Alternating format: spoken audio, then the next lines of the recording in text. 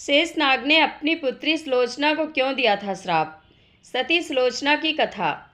एक बार माता लक्ष्मी ने शेषनाग को श्री हरि विष्णु के हाथ पर बांध दिया। उन्होंने शेषनाग को कसकर श्री हरि की कलाई पर बांध दिया, जिससे उनके नेत्र से 2 अश्रु निकल गए और उन 2 आंसू की बूंदों से 2 सुंदर कन्याएं उत्पन्न हुई। उनमें पहली कन्या का नाम सुनैना और दूसरी कन्या का नाम सुलोचना रखा गया।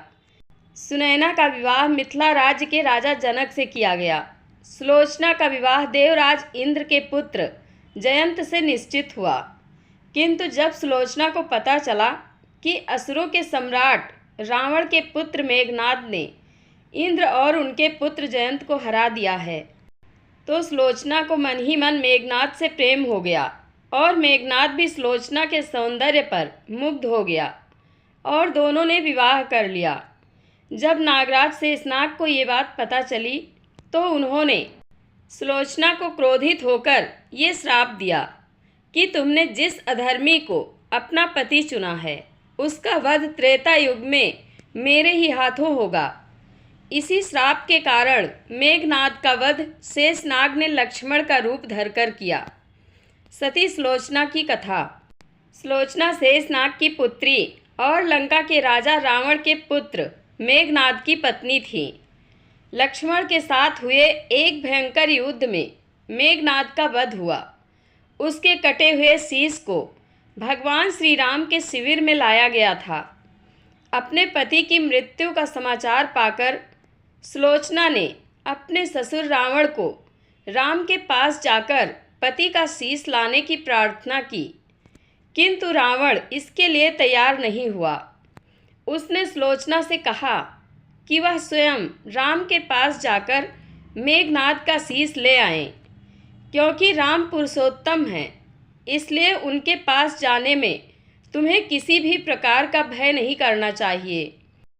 रावण के महापराक्रमी पुत्र इंद्रजीत अर्थात मेघनाद का वध करने की प्रतिज्ञा लेकर लक्ष्मण जिस समय युद्ध भूमि में जाने के लिए प्रस्तुत हुए, तब राम उनसे कहते हैं, लक्ष्मण, रण में जाकर तुम अपनी वीरता और रण कौशल से रावण पुत्र मेघनाद का वध कर दोगे, इसमें मुझे कोई संदेह नहीं है।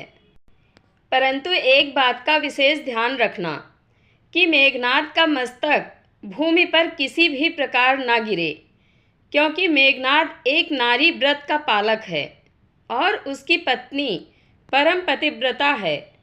ऐसी साध्वी के पति का मस्तक अगर पृथ्वी पर गिर पड़ा तो हमारी सारी सेना का विध्वंस हो जाएगा और हमें युद्ध में विजय की आशा त्याग देनी पड़ेगी।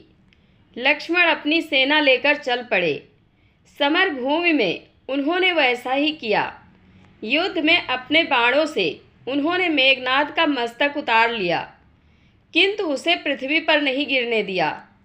हनुमान उस मस्तक को रघुनंदन के पास ले आए। मेघनाद की दाहिनी भुजा आकाश में उड़ती हुई उसकी पत्नी सुलोचना के पास जाकर गिरी। सुलोचना चकित हो गई। दूसरे ही क्षण अत्यंत दुख से कातर होकर विलाप करने लगी। उसने भुजा को स्पर्श नहीं किया। उसने सोचा, संभव है यह भुजा किसी अन्य व्यक्ति की हो। ऐसी दशा में पर पुरुष के स्पर्श का दोष मुझे लगेगा। निर्णय करने के लिए उसने भुजा से कहा, यदि तू मेरे स्वामी की भुजा है तो मेरे पतिव्रत की शक्ति से युद्ध का सारा वृतांत लिख दे। भुजा में दासी ने लेखनी पकड़ा दी। लेखनी ने लिख दिया, प्राण प्रिय, यह भुजा मेरी ही है। युद्ध भूमि में श्री राम के भाई लक्ष्मण से मेरा युद्ध हुआ। लक्ष्मण ने कई वर्षों से पत्नी, अन्न और निद्रा छोड़ रखी है। वे तेजस्वी तथा समस्त दैवीय गुणों से संपन्न हैं। संग्राम में उनके साथ मेरी एक नहीं चली। अंत में उन्हीं के बाणों से विद्ध होने से मेरा प्राणांत हो गया। मेरा शीश श्री राम के पास है। पति की भुजा लिखित पंक्तियाँ पढ़ते ही सुलोचना व्याकुल हो गई। पुत्र वधू के विलाप को सुनकर लंकापति रावण ने आकर कहा, शोक ना कर पुत्री, प्रातः होते ही सहस्त्रों मस्तक मेरे बाणों से कट कट कर पृथ्वी पर लौट जाएंगे। मैं रक्त की नदियां बहा दूंगा। करुण चित्कार करती हुई सुलोचना बोली, पर इससे मेरा क्या लाभ होगा? सहस्त्रों नहीं, करोड़ों शीश भी मेरे स्वामी के शीश के अभाव की पूर्ति नहीं कर सकेंगे।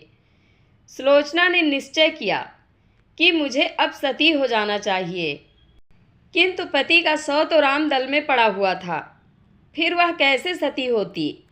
जब अपने ससुर रावण से उसने अपना अभिप्राय कहकर अपने पति का शव मंगवाने के लिए कहा, तब रावण ने उत्तर दिया, देवी, तुम स्वयं ही रामदल में जाकर अपने पति का शव प्राप्त करो।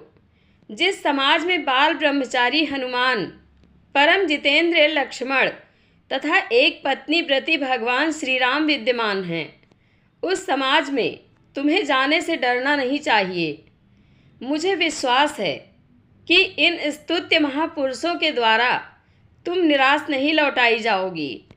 सुलोचना के आने का समाचार सुनते ही श्री राम खड़े हो गए और स्वयं चलकर सुलोचना के पास आए और बोले, देवी, तुम्हारे पति विश्व के अनन्यतम योद्धा और पराक्रमी थे। उनमें बहुत से सद्गुण थे, किंतु विधि की लिखी को कौन बदल सकता है? आज तुम्हें इस तरह देखकर मेरे मन में पीड़ा हो रही है। सुलोचना भगवान की स्तुति करने लगी। श्री राम ने उसे बीच में ही टोकते हुए कहा, देवी, मुझे लज्जित ना करो। पतिव्रता की महिमा अपार है, उसकी शक्ति की तुलना नहीं है। मैं जानता हूँ कि तुम परम सती हो। तुम्हारे सतीत्व से तो विश्व भी थर्राता है। बताओ कि मैं तुम्हारी किस प्रकार सहायता कर सकता हूँ। सुलोचना ने अश्रुपूरित नयनों से प्रभु की ओर देखा और बोली, राघवेंद्र, मैं सती होने के लिए, अपने पति का मस्तक लेने के लिए यहाँ पर आई हूँ। श्री राम ने शीघ्र ही ससम्मान मेघनाद का शीश मंगवाया और सुलोचना को दे दिया।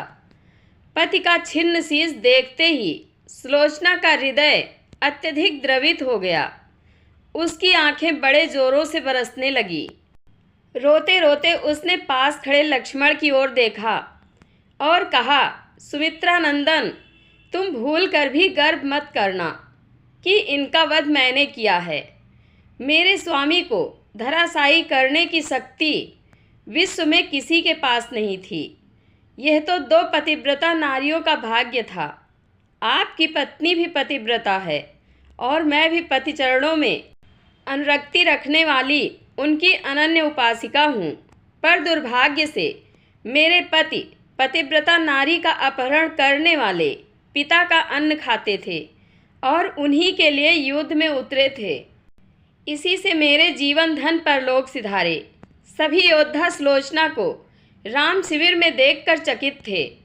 वे यह नहीं समझ पा रहे थे कि सुलोचना को यह कैसे पता चला कि उसके पति का शीश भगवान राम के पास है।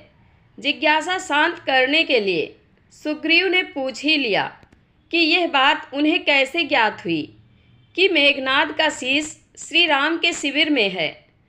सुलोचना ने स्पष्टता से बता दिया, मेरे पति की भुजा युद्ध भूमि से उड़ती हुई मेरे पास चली गई थी। उसी ने लिखकर मुझे बता दिया। व्यंग भरे शब्दों में सुग्रीव बोल उठे, निष्प्राण भुजा यदि लिख सकती है तो फिर तो यह कटा हुआ शीश भी हंस सकता है। श्री राम ने कहा, व्यर्थ बातें मत करो मित्र। पतिव्रता के महात्म को तुम नहीं जानते। श्री राम की मुख कृति देखकर सुलोचना उनके भाव को समझ गई। उसने कहा, यदि मैं मन वचन और कर्म से पति को देवता मानती हूँ तो मेरे पति का यह निर्जीव मस्तक हंस उठे। सुलोचना की बात पूरी भी नहीं हुई थी कि कटा हुआ मस्तक जोरों से हंसने लगा। यह देखकर सभी दंग रह गए। सभी ने पतिव्रता सुलोचना को प्रणाम किया। सभी पतिव्रता की महिमा से परिचित हो गए थे। चलते समय सुलोचना ने श्री राम से प्रार्थना की, भगवान, आज मेरे पति की अंत्येष्टि क्रिया है और मैं उनकी सहचरी उनसे मिलने जा रही हूँ, अतः आज युद्ध बंद रहे। श्री राम ने सुलोचना की प्रार्थना स्वीकार कर ली। सुलोचना पति का सिर लेकर वापस लंका आ गई। लंका में समुद्र के तट पर एक चंदन की चिता तैयार की गई। पति का शीश गोद में लेकर सुलोचना चिता पर बैठी और धधकती हुई अग्नि में कुछ ही क्षणों में सती हो गई। जय श्री राम। आप लोगों को यह कथा कैसी लगती है कमेंट बॉक्स में अपनी राय अवश्य दें। धन्यवाद।